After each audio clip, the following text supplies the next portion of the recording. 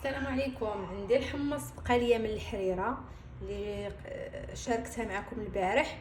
ما غاديش ندير الحمص في الفريغو وما غاديش نلوحو بطبيعه الحال، غادي ندير به طيب وهاري او الحمص كامون. عندي الحمص اللي فزكتو في الماء ديالو، غنديرو بالماء ديالو، هذاك الماء ضروري يبقى فيه باش يجي بنين. نزيد شويه د الماء وغادي نحطو على البوطيطيب ساعه المكانه. الا كنتو دايرين الكوكوط اولا طنجره الضغط غادي تحطوه نص ساعه، انا غادي نحطو ساعه المكانه حيت حاطاه غير في هاد الطنجره.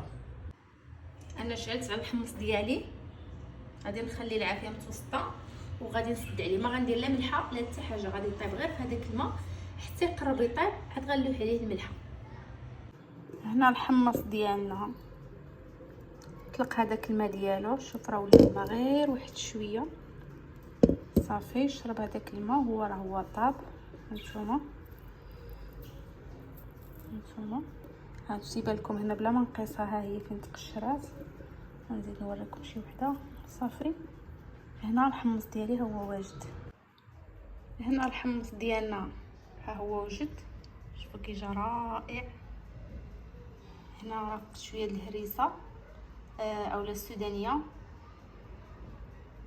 حسب الذوق، ودرت شويه د الكمون.